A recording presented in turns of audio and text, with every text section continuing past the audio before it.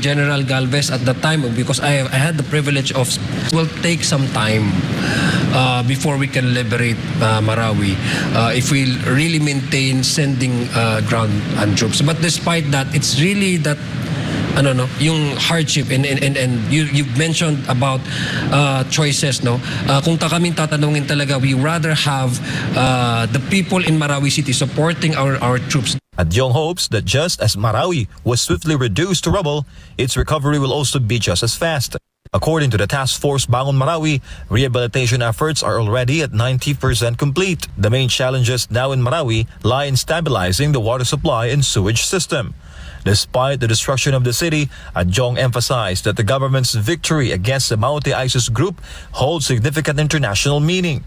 Dito natin napakita sa buong ASEAN at sa buong mundo na at the expense of Marawi City, we were able to really pin down the global terrorist organization, na dito namatay yung kanilang mga heads at in a way, in effect, naging safe ang other countries all over ASEAN dahil dito sa nangyari sa Marawi noong 2017. Adyong assured that with the collaboration of the local and provincial government, there is no room for terrorist ideologies to take root among the people of Marawi, and efforts to thwart any attempts to sow chaos in the city will continue.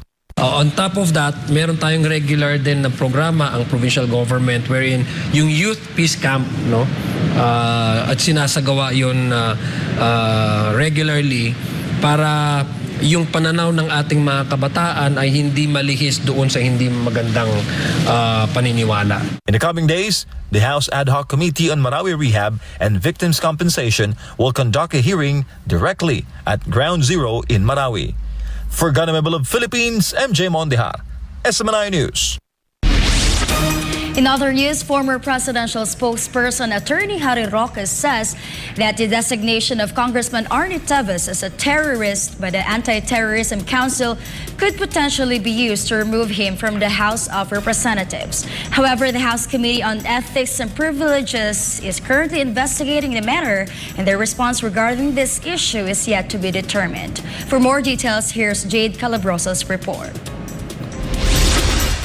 According to former presidential spokesperson Attorney Harry Roque, there is a significant possibility that Negros Oriental 3rd District Representative Arnolfo Teves Jr. may be expelled from the House of Representatives. This comes after he was declared a terrorist by the Anti-Terrorism Council along with 12 others. Teves Group is alleged to have violated Sections 4, 6, 10, and 12 of the Anti-Terrorism Act due to a series of killings and harassment against residents in Negros Oriental. So ngayon, kauna-una ng congressman, si Congressman Teves na nabansagang terorista, at sa tingin ko, isa sa mangyayari ngayon sa susunod na araw ay gagamitin ng House Ethics Committee ito para irekomenda sa plenary na patalsikin ng tuluyan itong si Congressman Teves. Bakit?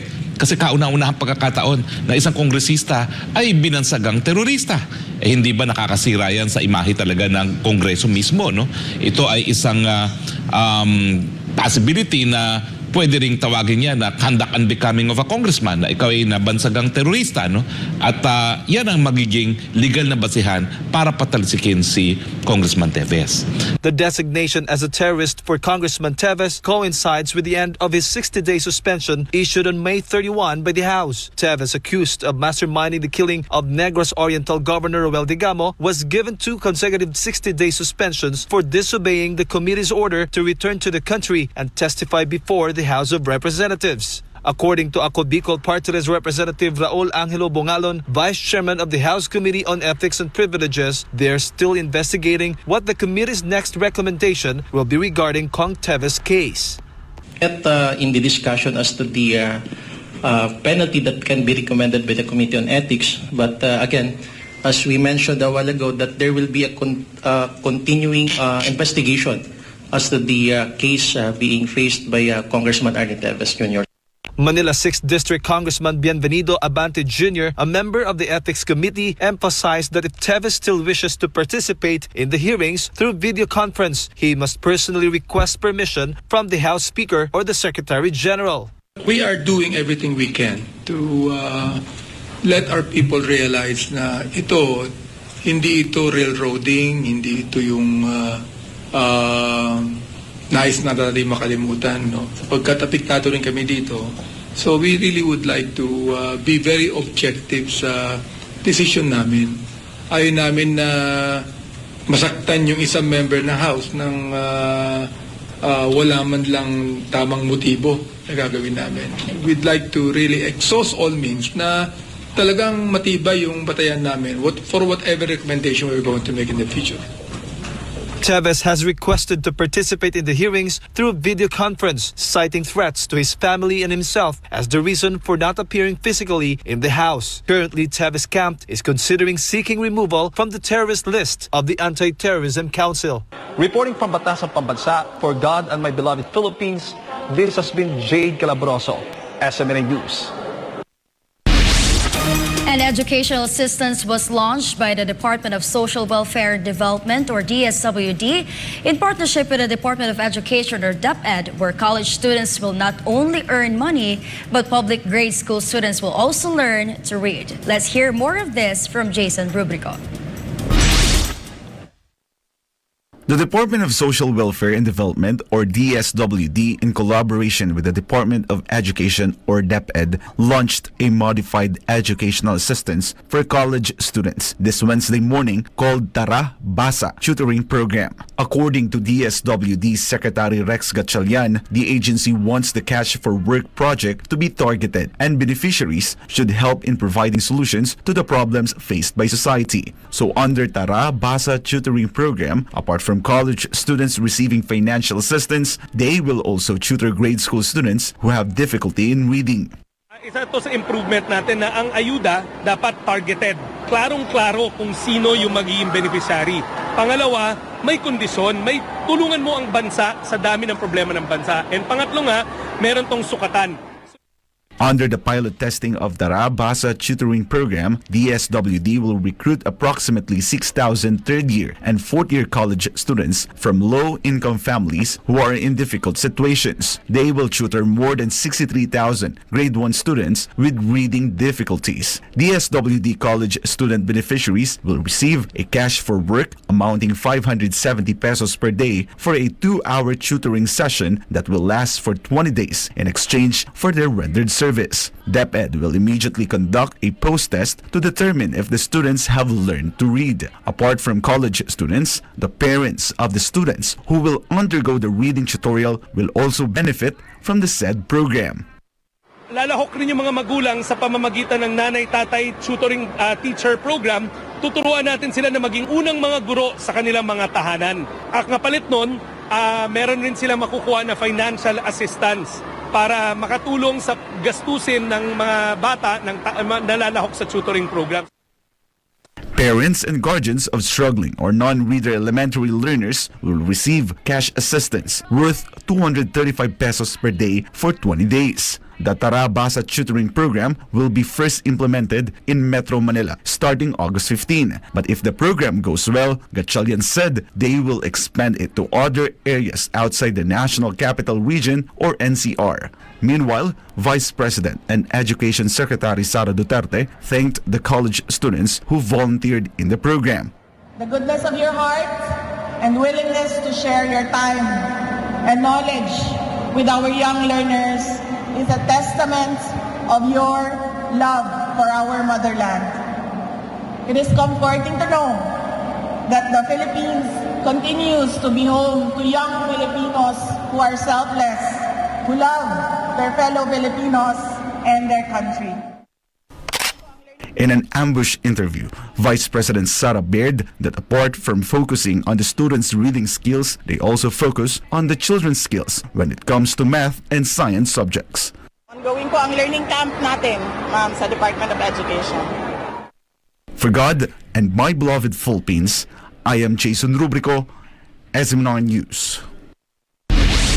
In other news, the president of Belarus dismissed Poland's concerns about Wagner fighters supposedly moving towards near the border of Belarus and Poland as madness, after the Polish prime minister raised fears over the Wagner group supposedly being deployed by Minsk there.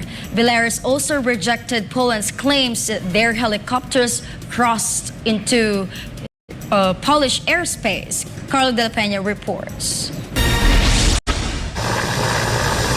The government of Poland had summoned the chargé d'affaires of Belarus to express a strong protest and demand that he immediately and in detail explain the incident involving 2 helicopters supposedly straying into Polish airspace. The Polish military issued a statement on Tuesday morning saying that its radar systems did not record any violations of the country's airspace. However, later in the day, the military changed its tune, saying that the 2 helicopters allegedly flew at a very low altitude, which prevented detection by the radar system. But Belarus denied this, with the Minsk Defense Ministry on Tuesday saying that no such violation occurred, noting that without any objective confirmation. The helicopter issue comes after the Polish government in recent weeks expressed concern about the presence of paramilitary Wagner group in Belarus, where some of them relocated together with their boss Yevgeny Prigozhin after their failed mutiny last June. On Saturday, Polish Prime Minister Mateusz Morawiecki alleged that the Wagner PMC is preparing a hybrid attack on their territory from Belarus, and that more than 100 Wagner forces have moved towards the area of the Suwalki Gap near Grodno in Belarus. The Suwalki Gap is an area located southwest of the border between Poland and Lithuania. It separates Belarus from the Kaliningrad, a Baltic Sea enclave of Russia.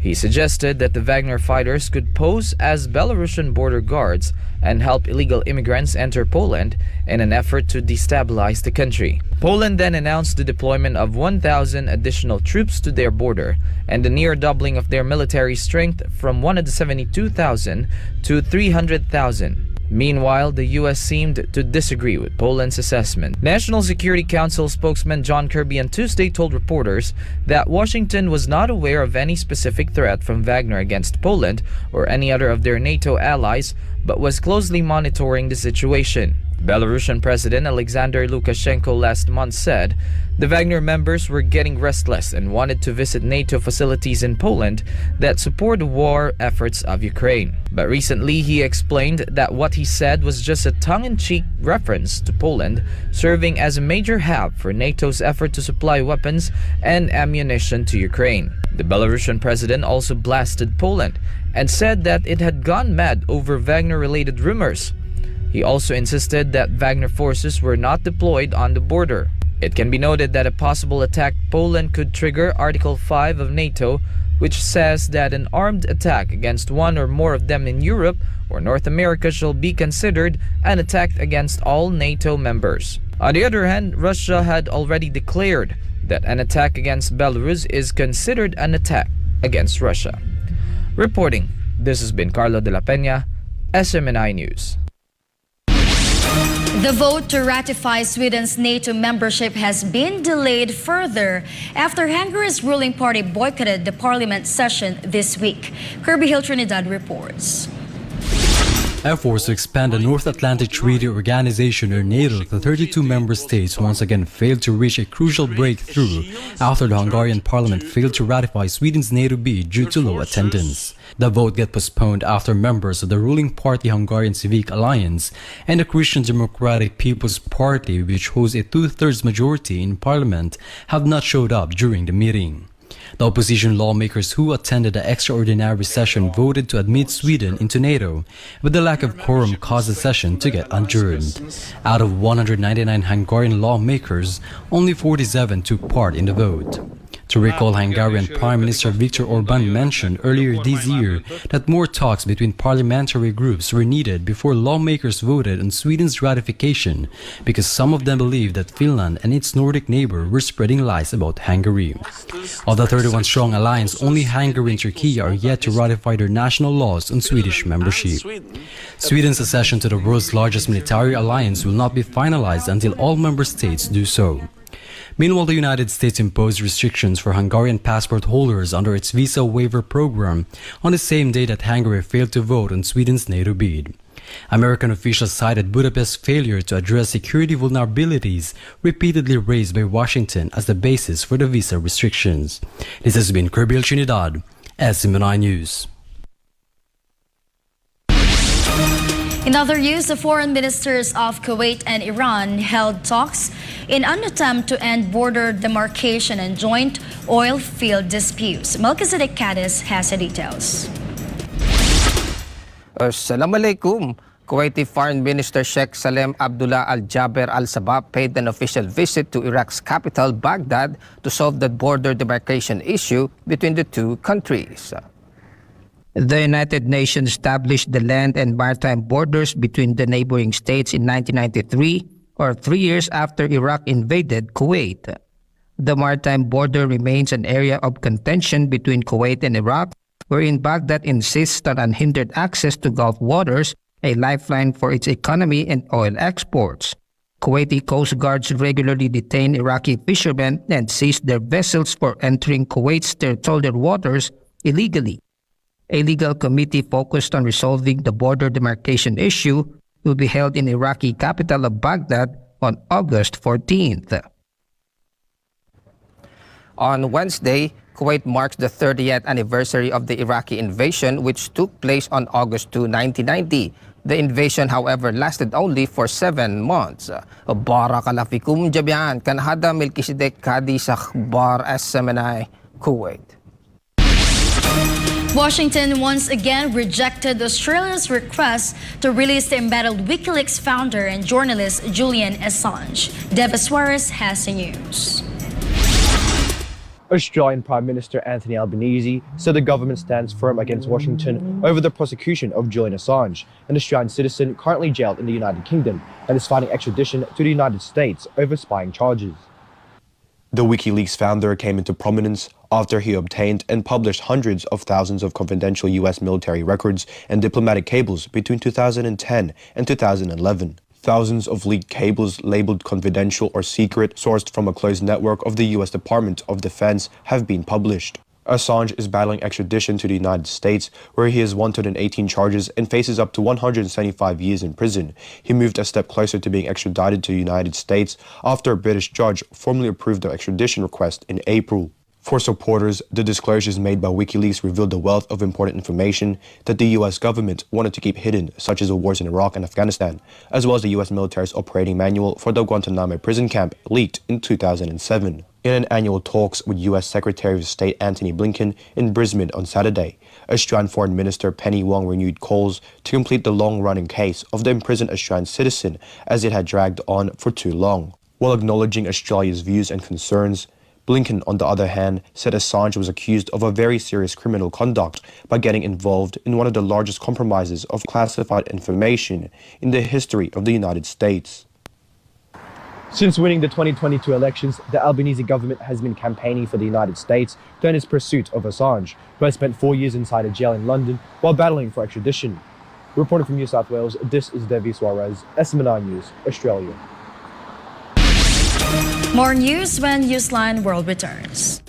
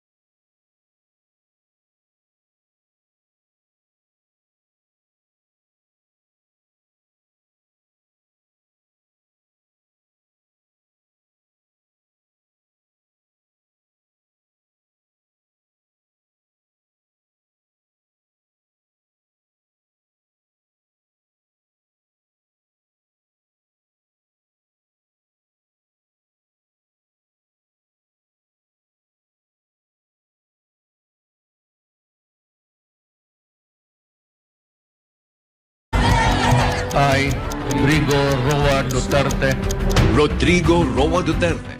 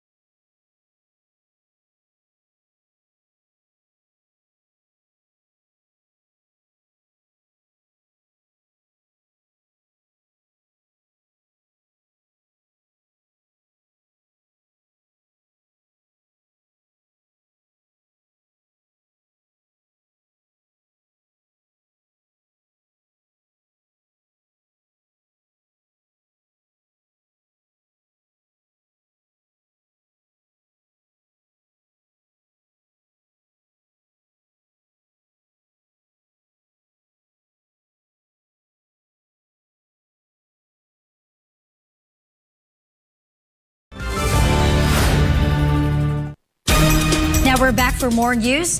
The Marcos administration should not be hastily judged, but rather given ample time to fulfill its promises, according to Pastor Apollo C. Cablelink. Why did the good pastor say this? Let's find out in Ina Mortel's report. In the recent comeback of his program Give Us This Day on August 2nd, Pastor Apollo C. Cablelink shared his perspective on President Ferdinand Bongbong Marcos Jr.'s second State of the Nation address. According to Pastor Apollo, President Bongbong Marcos' report to the people was good, that he has certain expectations. So lahat gusto ko. At anong inaasahan ko? Na lahat ng sinabi niya ay matutupad. According to Pastor Apollo, it is still too early to judge the President's administration. Masyadong maagang i-judge natin ang ating Pangulo ngayon sa isang taon pa lamang niya sa panunungkulan. Hintayin natin na ang lahat ng kanyang sinabi ay matutupad. In relation to this, Pastor Apollo cited the time of former President Rodrigo Duterte, wherein Pastor Apollo waited for several years before speaking up, and so the former president fulfilled his promises. Si Pangulong Duterte, di ba pinangako niya? Kaya nung tinanong ako, one day kung ano masasabi ko kay Pangulong Duterte, lalo na nung first year niya, sabi ko, I cannot judge sa ngayon. Hintayin muna natin na tuparin niya ang kanyang ipinangako. Dumating ang panahon, tinupad niya lahat ng pinangako niya. Tas tulad sa drugs, ang laki ng kaltas sa peace and order natin, naging maganda, di ba? So napakaganda ng mga nangyari. Pastor Apollo emphasized that President Marcos is still in the planting phase, so people should wait for the fruit of his efforts, which will serve as the basis for a leader's success. Ngayon, nagtatanim pa lang siya. Yung pagtatanim, pangako yan. Maganda lahat ang sinabi doon. Walang masama doon. Para lahat ng kabutihan natin yun. Pero, hintayin natin ang magkabunga yung sinabi niya. Ako doon ako mahatol sa bunga. Because I always manage by the results. I always judge by the results. This is why Pastor Apollo is praying for the success of the Marcos administration for the betterment of the country. Habang ngayon, manalangin tayo na magsaksid ang ating Pangulo. Magsaksid ang kanyang administrasyon at ang kanyang pamamahala. Sapagkat siyang ating itinalaga, inihalal para diyan sa posisyon na yan. Ipanalangin natin na lahat ng wisdom, knowledge, understanding ibibigay ng Ama sa kanya para siya ang maging guide ng bansang ito sapagkat siyang pamuno ngayon, siya ang ama ng bansang ito ngayon na umuunang nag-guide sa atin sa lahat ng dapat na ikabubuti ng ating bansa. So idalangin natin na magtagumpay ang kanyang administrasyon at ang lahat ng kanyang sinabi ay magkaroon ng bunga at magkaroon ng resulta. For God and my beloved Philippines, this has been Ina Martel, SMNI News. In other news, Florida is now facing a public health emergency as leprosy cases surge, prompting the U.S. Centers for Disease Control and Prevention, or US CDC, to raise an alarm over an endemic outbreak in the central region. The U.S. CDC suggests that Florida's state central area may have become an endemic location for leprosy, also known as Hansen's disease. And the central region of Florida is seeing a rise in locally acquired cases, accounting for 81% of reported cases in the state and a fifth of all cases in the U.S. The number of cases in the southeastern side of the United States more than doubled over the last decade. The year 2020 witnessed 159 new cases of leprosy in the United States, with Florida topping the chart as the state with the most cases. The CDC report said leprosy is typically brought in the United States by individuals who had immigrated from leprosy endemic cases or areas. However, recent data indicates that approximately 34% of new case patients during 2015 and 2020 appeared to have locally acquired the disease. The CDC has now labeled leprosy as an endemic in the southeastern United States based on mounting epidemiological evidence. While overall reported leprosy cases fell in the United States between 2019 and 2020, the rise in central Florida has become a cause for concern. The CDC urges caution for travelers to this area and advises healthcare professionals to consider leprosy in the appropriate clinical context, even in the absence of other risk factors. Authorities are closely monitoring the situation and efforts to control the spread of the disease are underway. Meanwhile, the World Health Organization, or WHO, said that worldwide, the number of leprosy cases reported annually has decreased from more than 5 million in the 1980s to 200,000 by year 2020.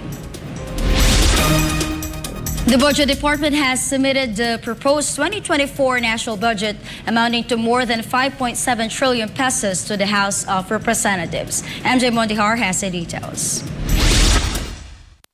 It is my honor and privilege to transmit to Congress for its scrutiny, deliberation, and approval the fiscal year 2024 National Expenditure Program. The proposed 2024 national budget amounting to 5.768 trillion pesos has been submitted to the House of Representatives on Wednesday. This is an increase of 9.5% compared to the 5.268 trillion pesos budget for this year.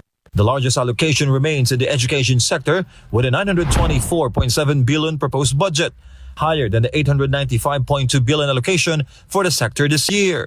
It will be shared among the Department of Education, all the state colleges and universities, Commission on Higher Education or CHED, and Technical Education and Skills Development Authority or TESDA.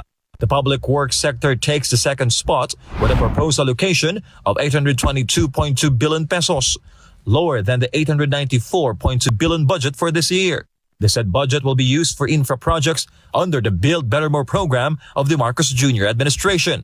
The health sector takes the third spot with a proposed budget of 306.1 billion pesos, shared by the Department of Health and PhilHealth.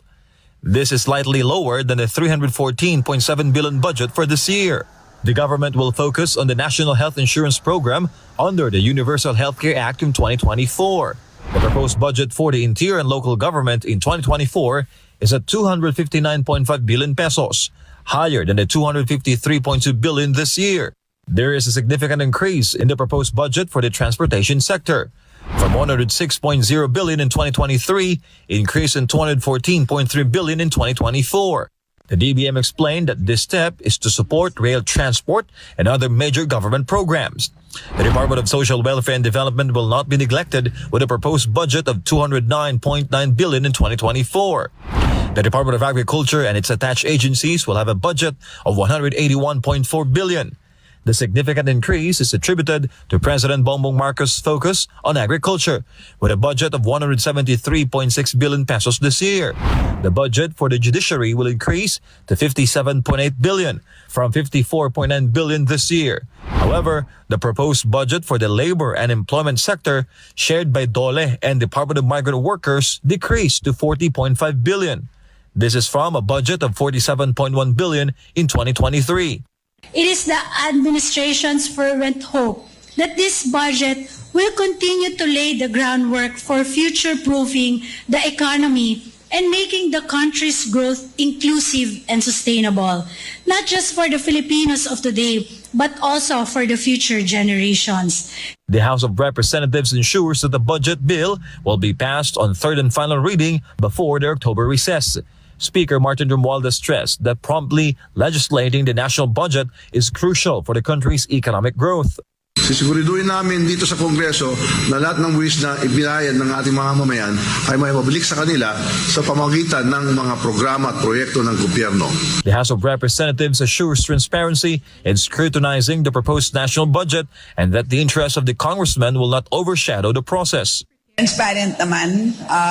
Well, as you all know, invited naman kayo lahat, and at the same time, naka-live stream lahat ng hearings natin. The discussion on the proposed budget is set to begin on August 10. Starting from this week, the House of Representatives has 13 session weeks to study and approve the 2024 proposed national budget. And the leadership of Speaker Romualdez is not stopping in making it possible. For Government of Philippines, MJ Mondihar, SMNI News. Myanmar's former leader Aung San Suu Kyi has been pardoned on 5 of the 19 criminal offenses brought against her by the military. Anissa de Guzman has the details. The seasonal amnesty granted by the military junta to ousted leader Aung San Suu Kyi reduced her 33-year jail term by 6 years. The Nobel laureate has been in detention since a military coup removed her from power on February 1, 2021. She was moved from jail to house arrest in the capital city of Naypyidaw last week. The move was part of a seasonal amnesty under which more than 7,000 prisoners have been granted partial clemency by the military junta to mark a Buddhist Lent. The 78-year-old leader was first put under house arrest in 1989 after huge protests against decades of military rule. In 1991, she won a Nobel Peace Prize while still under house arrest until she was fully released in 2010. In November 2015, Suu Kyi's National League for Democracy won a landslide victory in Myanmar, ending 50 years of military rule. In November 2020, the ruling party once again declared a landslide victory and secured enough votes to form a new government. The celebration was only short-lived as the Tatmadaw launched a military coup in February 2021, citing alleged voter fraud in the 2020 elections as a basis for the seizure of power. Di siya Anissa de Guzman, Dragan Chakuntep Mahanapon, SMNI News, para Tatay, Sawadika. Pastor Apollo C. Kibuloy is confident that the members of the New People's Army or NPA will be wiped out by the end of the year, just as desired by President Ferdinand Bongbong Marcos Jr. Let's know more about this with Jade Calabroso. Ang dalangin natin ay matutupad na. Mawawala na ang salot na ito ng bayan, magbabagong loob na itong mga NPA. Pastor Apollo C. Kibuloy of the Kingdom of Jesus Christ believes that the members of the terrorist group New People's Army will soon be wiped out in the country. This was Pastor Apollo's perspective when asked on his program, Give Us This Day on August 2, following President Ferdinand Bongbong Marcos Jr.'s directive to the armed forces of the Philippines to end the NPA before the year ends. Ako'y positive talaga kasi napakarami lang fronte noon, no? Yes. Ilan ang fronte lang? 89 NPA guerrilla fronts noong 2016. Sa pamumuno ng ating Pangulong Duterte, NTF, LCAC at ang ICLIP, nalalagasan sila na hanggang ngayon, isa na lang ang fronte nilang active. Pastor Apollo also emphasized the Marcos administration's plan to grant amnesty to rebel returnees. In connection to this, he had a message for the remaining members of the rebel movement. Tanggapin na ninyo yan. Huwag na kayong makisama dyan sa armadong pakikiba. Wala kayong wala nang kapupuntahan ng revolusyon ninyo. Puro la pera-pera yan. Negosyo na lang ninyo yan. Magbagong loob na kayo. Huwag na kayong gumamit ng baril para mangilkil ng mga tao. Manira. Wala na yun. Hindi natatanggapin ng bayan yun. It can be recalled that following President Marcos' statement on the plan to grant amnesty, it was vehemently rejected by the communist terrorist groups CPP, NPA, NDF. To this, Pastor Apollo responded, It's a lost cause. Mag-surrender na kayo. May amnestiya pa kayo. Tutulungan pa kayo ng ating gobyerno. Ano pang gusto nyo? O kung di pa nyo tatanggapin yan, talagang kalokohan ang gusto nyo, di ba? O di kamatayan ang haharapin nyo kasi hahabulin kayo ng Armed Forces of the Philippines. Pastor Apollo also called on the remaining members of the rebel movement, telling them that they are being used by the terrorist group. Yan kasinsero ang ating pamahalaan. Kaya mga kababayan kong nasa kabundukan, nakikinig kayo, mga lamok kasama nyo, mga linta, at pagkatapos gutom na gutom kayo, namamatay kayo, putlang-putla kayo, may beri-beri, may diabetes pa, may kidney problem pa kayo, pamilya nyo, hinahabol kayo sa bundok, pagkatapos napakarami pang dengue dyan. Pero yung mga leader nyo, asarap ng buhay. Yung mga anak nila, hindi pinapapunta sa bundok, doon sa mga magagandang universidad, kung saan-saan. Tanungin ninyo si kasarate ninyo, kung saan ang anak niya. Di ba, ang gaganda? Itong nasa 3 dyan, ang mga anak nila, pumunta ba ng bundok? Wala. Maganda yung buhay nila, ginagamit lang nila kayo. For God and my beloved Philippines, this has been Jade Calabroso, SMNI News. In other news, extreme climate conditions are affecting Asian countries, with some even causing fatalities. Countries like Japan and China are reeling from the onslaught of typhoons, while South Korea is battling an extreme heat wave. Salayin reports. Wednesday marks the day that South Korea raised the hot weather warning to its highest level for the first time in 4 years, as some parts of the country reached a scorching temperature over 38 degrees Celsius. The extreme heat that South Korea is currently facing is deadly, as it has claimed the lives of at least 22 people across the country as of August 2, as said by the Interior and Safety Ministry of South Korea. And according to the South Korean National Fire Agency, the number of deaths is said to be triple from the same period the year prior. And for the first time since 2019, South Korea raised its heat warming level in its 4-level system to its highest as of 6 p.m. on Tuesday. Meanwhile, in Japan, a 13-year-old girl died due to a heat stroke on her way back from school on Monday. Furthermore, an elderly couple in Tokyo died in their home, to whom the authorities pointed out the temperature reaching 37.5 degrees caused the both of them to die from heat stroke. Meanwhile, Japan's Okinawa is reeling from Typhoon Kanun, packing very strong sustained winds of around 200 km per hour, as said by the Japan Meteorological Agency. The typhoon caused a power outage voltage in Okinawa homes and killed a 90-year-old man, with it collapsing a garage to where the man was crushed. China has also been battered by Typhoon Doksuri, which claimed the lives of at least 20 people, with many others missing. Typhoon Doksuri also forced Beijing officials to evacuate 52,000 residents from the capital city. Moreover, they also blocked over 100 mountain areas as a precautionary move. Solis Bugosala Yunimnida SMNI News, South Korea. Due to the increased spending on meat production, Japan is now preparing for a new price hike for multiple food items. Natsumi Kojima reports. Japan braces another wave of price hikes starting this week as more than 1,100 food items are raising their prices due to the increase in production costs like raw materials. Statistics have shown that a total of 1,102 food items will have a price hike this month. Among them is the price increase of food seasonings, which are included in major food category that have the most price increase, with over 400 kinds of products, including oyster sauce and cooking wine recorded a price increase of 10 to 20%. Some established Japanese dairy manufacturers also increased the price of their products by 20%, and around 260 products of milk manufacturers increase their prices. Sugar prices also saw its highest price hike in the span of 42 years. In connection with the increase of sugar in milk prices, cold beverages and desserts also resulted in an increase in their prices, especially during the current summer season where it is on demand. Aside from the reported price increase, some Japanese analysts pointed out that basic factors causing the inflation in Japan still exist, which is why it's difficult to change the large-scale food price increases in the short term. Ijo Nihon kara Kojima Natsumi News otsutai shimashita. SMNI News, Japan. Nicolas Petro, the son of Colombian President Gustavo Petro, has now been formally charged with money laundering and illicit enrichment after being arrested over the weekend.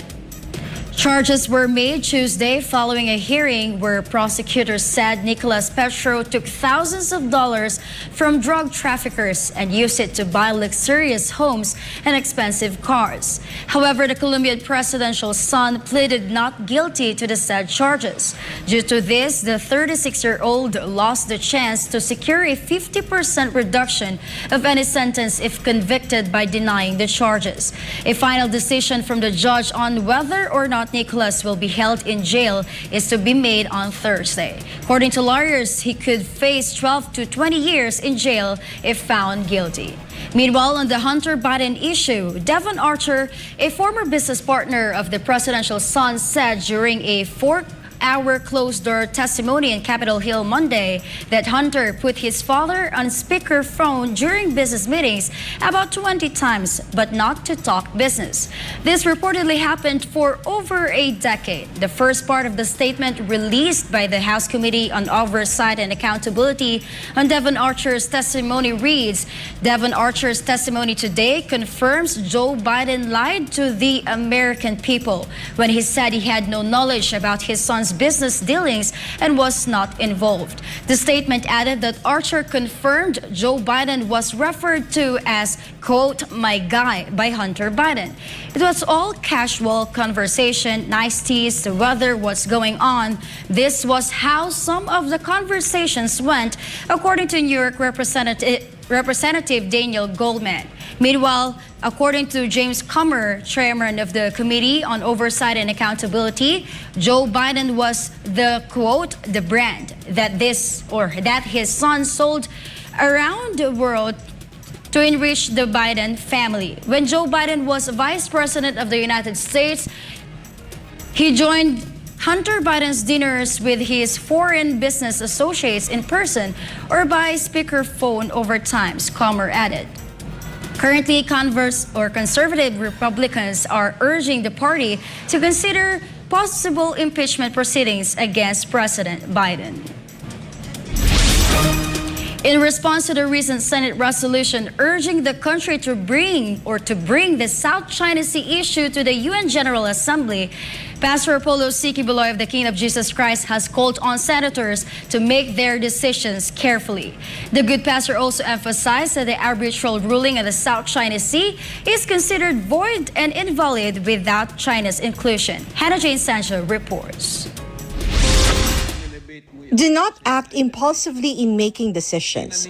This is the call of Pastor Apollo Cignal on his program Give Us This Day on Wednesday, when asked about the issue of the Senate resolution condemning China's alleged harassment in the West Philippine Sea. To recall, Senator Risa Ontiveros previously suggested that the said issue should be brought to the United Nations General Assembly or UNGA. Senate President Mig Zubir supported her suggestion and said that the diplomatic protests against China should continue. Zubiri also recommended to end the bilateral talks between the Philippines and China. However, on Tuesday, August 1st, the said plan has withdrawn to the Senate Resolution 718, but it still insists that the issue should be pursued in the international arena. And if China refuses to engage in dialogue, then the issue could be brought to the United Nations General Assembly.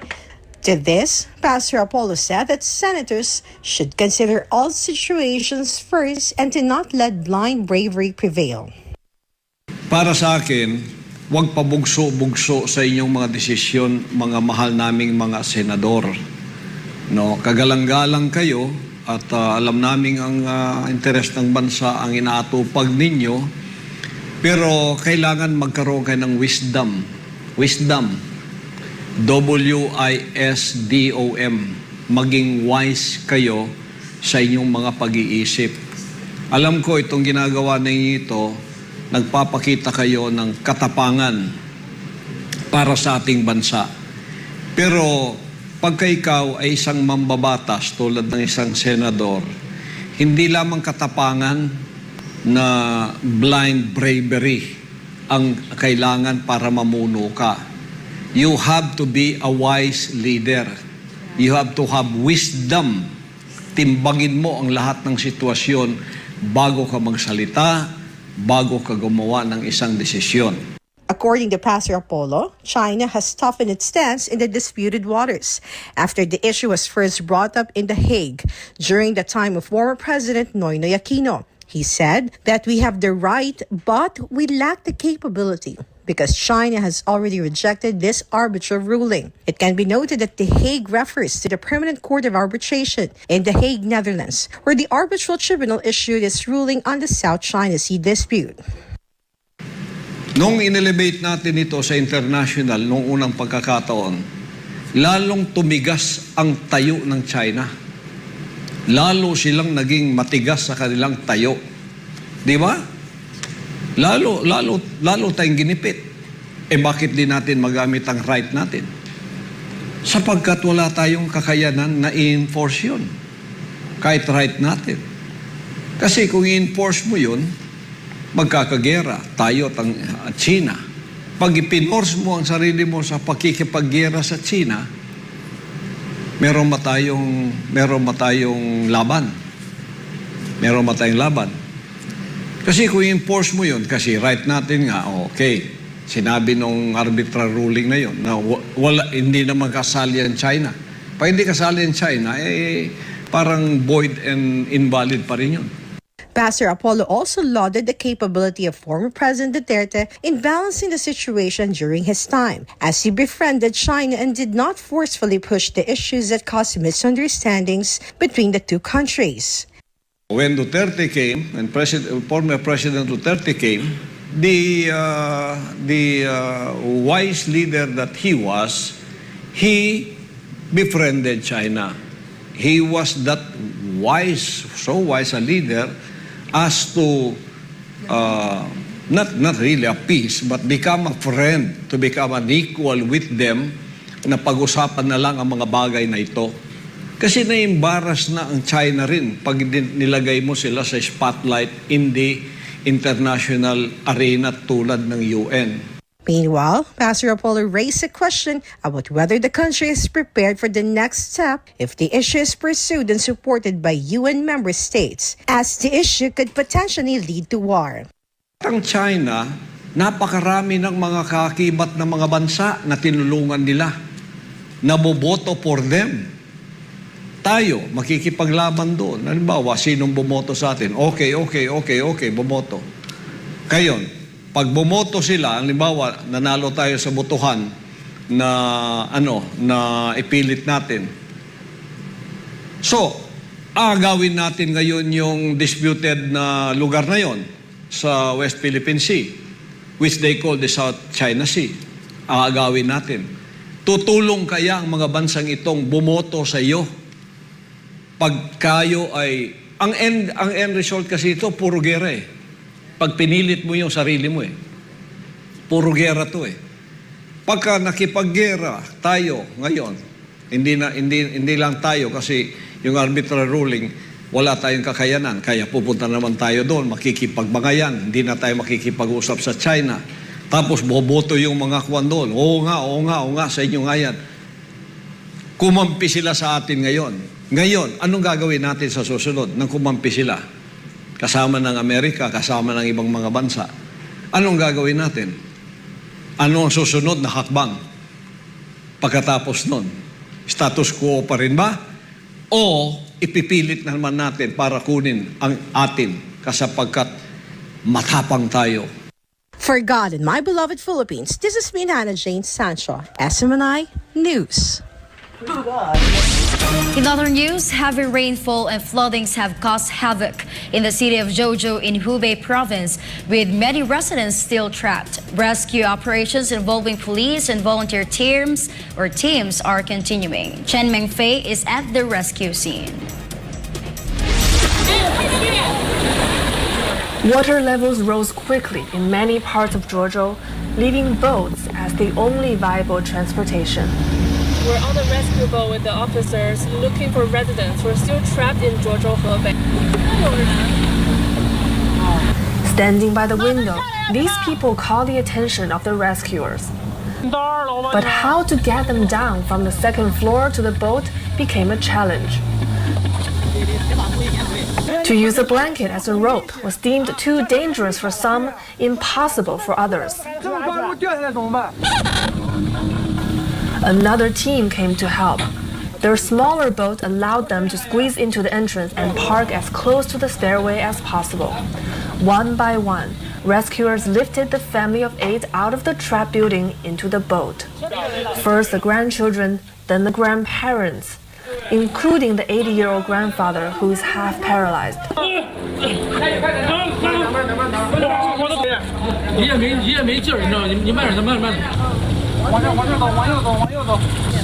The uncle feels reassured to stay behind, knowing the most vulnerable family members are now safe. I feel like I've been saved. When I was trapped inside, I felt pretty blue. Now I feel more relaxed. Rescue workers, including many volunteers, have been called to Jojo from all over China.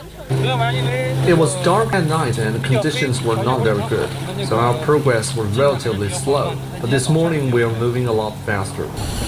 Rescue conditions are filled with variables. Thinking on their feet is part of the job. I think the most difficult part of the rescue is when people are trapped in high places because we're lacking more advanced rescue method. There are still many residents waiting to be rescued, and the rescue workers are still working around the clock, trying to bring more peace to the residents here. Chen Mengfei, Jojo. Pastor Apollo C. Cablelink urged the Philippines to uphold its status as an independent nation and not to succumb to the influence of other countries. He emphasized the importance of asserting Philippine sovereignty with intelligence and wisdom. Drawing parallels, Pastor Apollo also likened the current situation in the disputed waters of the South China Sea to that of Ukraine. Let's find out more about this with Angel Pastor. Sunod natin, hindi. Tumayo tayo bilang independent at soberanyang bansa at mag-isip ng tama.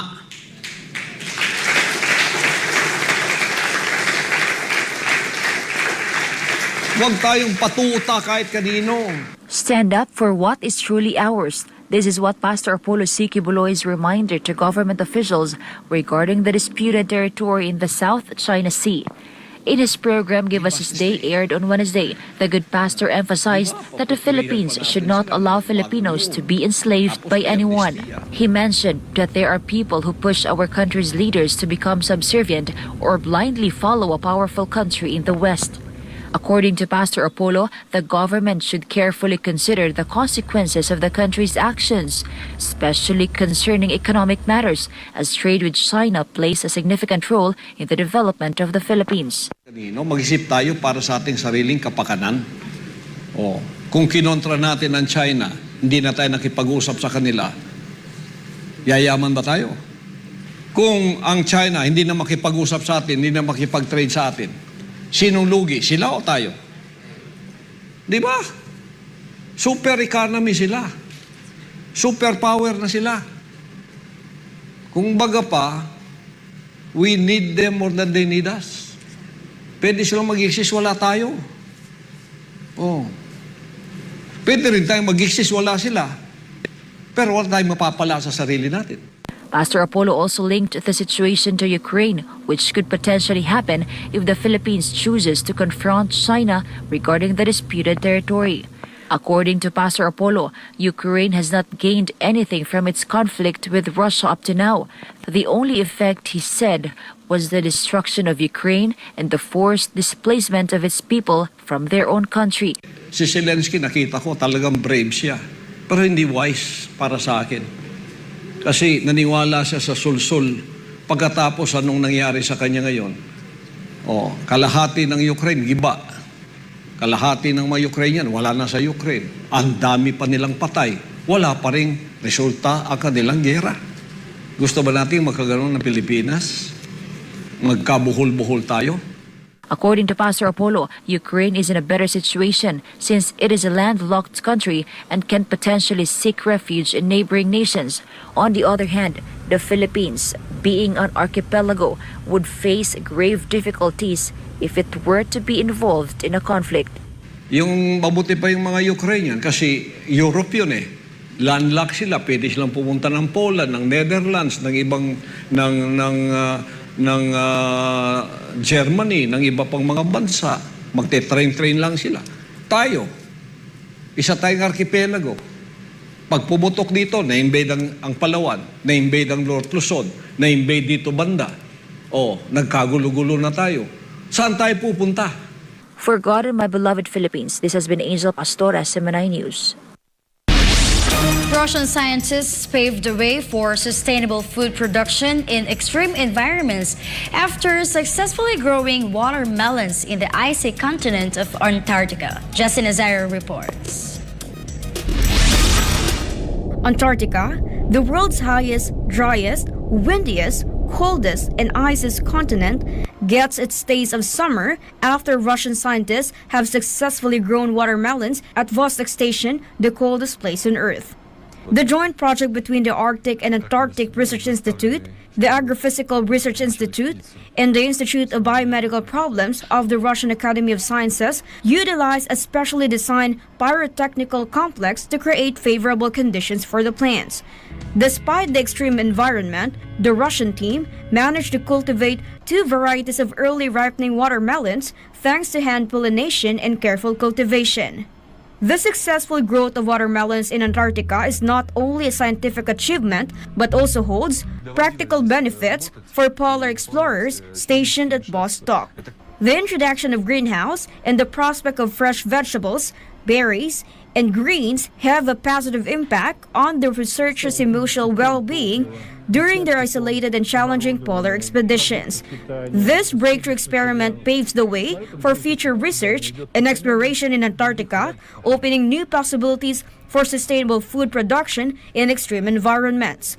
The scientists aim to expand their efforts and develop the technology to cultivate other fruits and wild berries at all Russian polar bases. This achievement showcases human resilience and ingenuity, proving our ability to adapt and thrive in even the harshest condition on the planet. Reporting, this is Minister Nazario, SMNI News. An Emirati astronaut who became the first Arab sent on a long-haul mission to space has a special gift to Filipinos while aboard the International Space Station. To know more, Jonathan Acobo will give us the details. Marhaba, UAE astronaut Sultan Al Nayedi shared to the world a stunning photo of one of the most famous land features in the Philippines, no other than a glimpse of Taal volcano, taken 400 kilometers above the Earth. Al Nayedi shared on the X platform, formerly known as Twitter, a photo of the complex volcano with a caption written in Tagalog, "Kumusta, Pilipinas?" The 42-year-old Emirati astronaut added that the photo sends a special message of understanding the natural beauty of Earth as seen from space. Taal is the smallest active volcano in the world that captivates tourists and geologists across the globe. Located on an island within a lake in the province of Batangas, the stratovolcano consists of 47 different overlapping cones and craters. It is the second most active volcano in the Philippines and has erupted about 38 times throughout history. Al Nayedi shared the stunning photo of Taal volcano as he prepares to finish his 6-month-long space mission and is set to return to Earth this month. Tajublak al-Mazimin Tatiti at Karim Dabay Kanala Jothen Kobos My News na Emirates. And before we end, may you be inspired with a message of the appointed Son of God.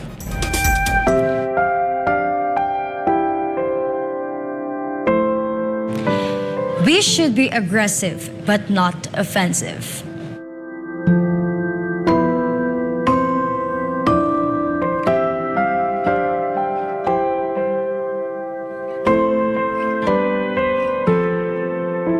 And that's all for today's edition of Newsline World. For more news update, you may visit SMNINewsChannel.com or follow us on our official social media accounts on Rumble, Facebook, and Twitter. For my God and my beloved country, the Philippines, I'm Ethel Guangco. Thank you for watching Newsline World, and thank you to our beloved Pastor Apollos, for the opportunity to be part of this program. May you continue to listen in SMNI as it delivers nothing but fair, truthful, and balanced news. For SMNI is your source of credible news.